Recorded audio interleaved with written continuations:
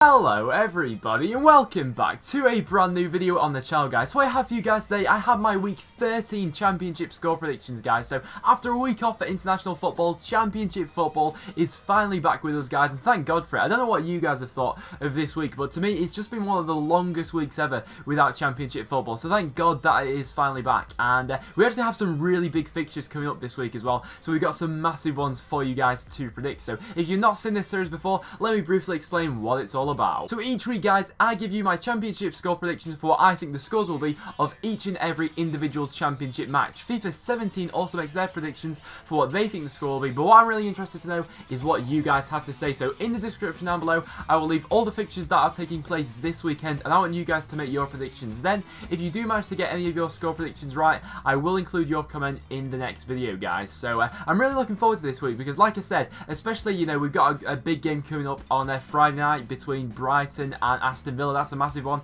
We've got a massive one on Sunday as well. Got some other massive ones on Saturday. So this weekend, I'm really looking forward to it. So without further ado, we'll get into my predictions now. So like I said at the start, guys, our first fixture that we have is Brighton coming up against Aston Villa. Now this one, I am actually really excited to looking forward to watching, actually, because obviously the two teams at this point in time who are in fantastic form. I mean, Aston Villa, since Steve Bruce has taken charge of them, have been fantastic. Obviously quite a contrast to how they started the season under Roberto Di Matteo. Jonathan Kodjia being the standout player for them, who has been tremendous for them. And then Brighton, opposite to that, just behind Newcastle at the top of the table at this point in time. You know, if Brighton were to win this match and Newcastle were to lose theirs, they'd be level on points then. So this is a massive game taking place at the top of the table there. Obviously Aston Villa trying to catch up with the leading pack at this point in time. But going into this match, it's a really difficult one to predict. Obviously Brighton had a fantastic result before the international break, managing to beat Bristol City by 2-0. But it's difficult to tell really after an international break where all the players will be and where their minds will be at, really, if they'll be 100% for this.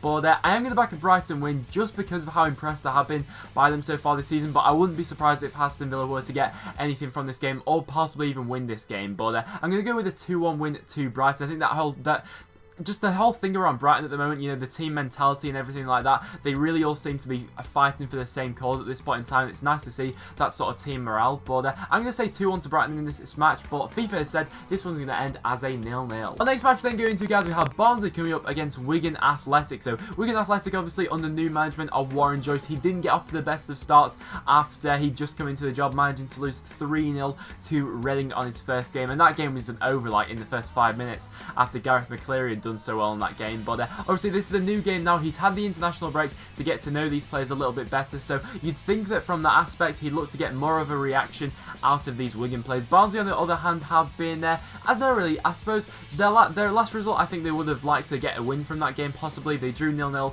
with Burton Albion in their last game, so possibly they'll have been looking to win that match. I think going into this one as well, they'll be targeting this game as a win if they do want to, you know, stay at where they are in the table at this point in time. So it's a tough one to do because I don't know what Warren Joyce has obviously been doing with this Wigan squad lately, but if I can go but as I'm only able to go off what I've seen from these teams so far this season, I'm going to back Barnsley for a 1-0 win. I think this one could be a bit tight, but FIFA said yet again another 0-0. Into our next game we then go to, guys, we have Birmingham coming up against Bristol City. So this is once again one that I'm really looking forward to. Two teams at this point in time who are in very similar points of the table, and obviously we spoke about Bristol City's result against Brighton just a moment ago. Not the best for them. It wasn't really the best performance. It was probably one of their worst performances they've had this season, so they'll of course be looking to bounce back from that. Birmingham on the other hand are coming off the back of a 1-1 draw with Huddersfield Town, and honestly, I can see this game finishing like that as well. I'm going to say this one's going to end level as a 1-1, and FIFA 17 has actually agreed with me. Both myself and FIFA are predicting a 1-1 for this match.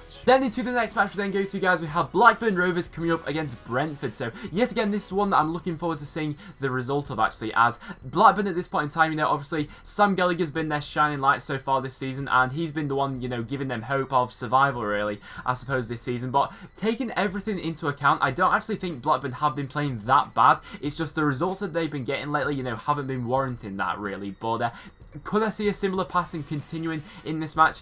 Possibly. I'd say that both teams will score in this match. Brentford, of course, aren't coming off the back of the best result after a London derby defeat to Fulham, actually. But I'm actually going to back Brentford for this win after Blackburn have been so inconsistent so far this season. So I'm going to say this one's going to end, I'm going to say 2-1 to Brentford in this match. FIFA said another 0-0. And then going into our next match, guys, we have Cardiff coming up against Huddersfield Town. So, of course, Huddersfield are going to be looking at this game and targeting it as a win, you know, looking where Cardiff currently are in the table. But saying that, I actually think Cardiff could give Huddersfield a real good run for their money in this match, possibly even win this game. The reason I say that is because I've been very impressed with Cardiff lately. Of course, they were very unlucky, actually, I thought, in the Newcastle match. They could have got a penalty in that match, definitely. And the way they actually pressed Newcastle in that second half, they really did show some of the quality that they have in this Cardiff side and how well Neil Warnock's done to get such a reaction out of this group of players. Huddersfield, on the other hand, have, of course, we all know it was well precedented, their fantastic start they had to the season.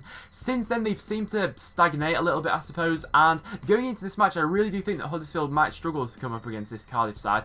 I could see the result of this one going either way, to be honest, definitely. So feel free to disagree with me in the comments down below. But I'm actually going to say this one's going to end level as a 1-1 draw. FIFA's actually said that Huddersfield are going to win this one as a 1-0. Then our next match we're going to go to, guys, we have Derby County coming up against Rotherham United. So at this point in time in the season, Derby seems to be picking up some momentum now. They seem to be rolling out a couple of wins, obviously. They managed to get that win against Wolves last week. And so in that match as well, they showed a lot of their attacking intent. I mean, Tom Ince at this point in time, he seems to be on form. Johnny Russell as well. And Darren Bent with that goal he scored last week. Just fantastic for him. Rotherham, on the other hand, is sort of the reverse of that. Even since Kenny Jackett has come in, not much has changed really. Obviously, they lost to Preston last week, and I just don't know if this group of players is good enough for them this season. So I'm going to back a Derby County win. I'm going to say this one's going to end as a, I'm going to say 3-1 to Derby County. I think going forward, they seem to be looking a lot more clinical than they were at the start of the season. FIFA said that this one's going to end as 1-0 to Derby. Then our next match we're then going to, guys, we have Fulham coming up against Sheffield Wednesday. So when I'm talking about big fixtures, this is yet again another one of them.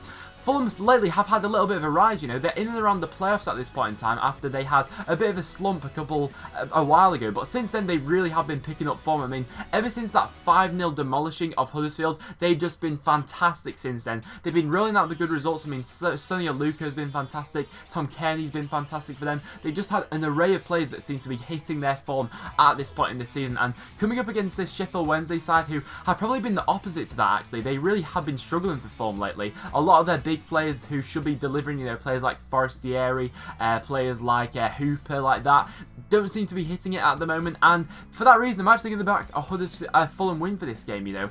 Sheffield Wednesday is a really funny one because I think that they should be doing better with the squad they currently have available to them, and after an international break we could be seeing a different Sheffield Wednesday side than we have done in the previous 2 or 3 weeks. But obviously that's all speculative from me, so I'm going to actually go back Fulham for a 1-0 win in this game. I'm going to say Fulham are going to win this one 1-0. FIFA said that this one's going to end as a goalless draw. Into our next match we then go to, guys, we have my team Preston North End coming up against Wolves. So this game is actually quite a big one for Wolves, especially obviously. This is Paul Lambert's. This is going to be Paul Lambert's first game in charge of him, so obviously he'll be looking to get a reaction out of his players, and he'll be looking to, you know, get a good start to his Wolves career. But saying that, you know, the form that Wolves currently find themselves in compared to Preston's current form, there really should only be one winner. However, I do see this one being quite close, actually. I do think as well that both teams will score in this game, and I think it could go down to 1 goal in this match, if I'm being completely honest. But I'm going to back a Preston win with the form we currently find ourselves in. I mean, I think in our last, like, 10 or something, we've been unbeaten for 8 of them, so that's a really nice stat to throw in there. But I'm going to say that Preston are going to win.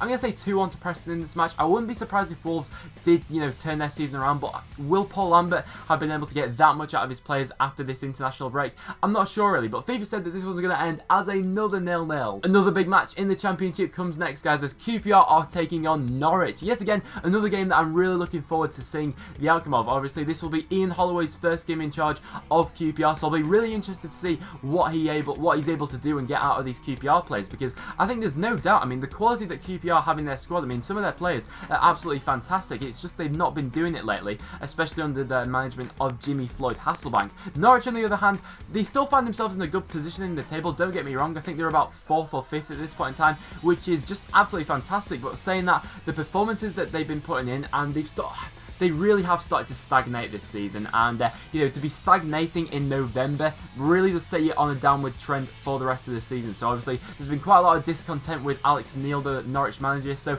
he'll be put under a bit of pressure in this match. Obviously Ian Holloway will be looking to get a reaction out of his players, so I'm actually going to back a QPR winning this one. I'm going to say this one's going to end as a 2-1 victory to QPR. This one could go either way, definitely. FIFA's saying 0-0. Then our next game, guys, we have Reading coming up against Burton Albion. So this season, you know, Reading have seemed to have, yet again, they've been one of these sides which has just had a surge up the table recently. I mean, their latest result was a 3-0 battering of Wigan away from home. That was absolutely fantastic. All their players seem to be on song at this point in time, players like Gareth McCleary. And I do think that Burton might struggle a little bit with Reading's possession sort of game. Saying that, Burton always do seem to be the sort of side that hangs into the games, and that's not really, they never really have taken a battering so far this season, so I don't see that being the case in this one. But I'm going to back a Reading win in this one just because of the form they currently find themselves in. I mean, if they are able to continue this form after the international break, who knows where Reading could end up at the end of the season. But I'm actually going to say this one's going to end as a 2-0 victory to Reading. FIFA's actually disagreed with me on this one. FIFA said that Burton are going to win this one 1-0. And then the next match we then go into, guys, we have Ipswich coming up against Nottingham Forest. So Ipswich are coming off the back of a fantastic result last time out against Sheffield Wednesday, as they managed to beat them 2-1. Nottingham Forest, on the other hand, yet again, I've said it so many times this season, but they're such an unpredictable side. I mean, their last game they had against QPR, in the first half, they were fantastic. It was like the Nottingham Forest that we've not really seen so far this season. But in the second half, they showed why they are where they are in the table. You know, they just collapsed in the second half of that game. So I just don't have any confidence to back Nottingham Forest at this point in time. I mean, you know, let me know what you think this game will finish, Forest fans. But I'm going to back Ipswich for the victory for this one. I'm going to say this one's going to end, I'm going to say 2-0 to Ipswich. I think Forest could get a goal in this match, but just with how disjointed their side looks at the moment, I'm just not so sure. But FIFA's actually said that Forest are going to win this one 1-0. And then our last match, guys, being played on Sunday, we have another massive game, guys. We have Leeds United coming up against Newcastle United, and this one at Ellen Road, I believe, is going to be a sellout, and this one's just going to be absolutely fantastic, guys. Being played on Sunday, I think around lunchtime as well, around 1:15.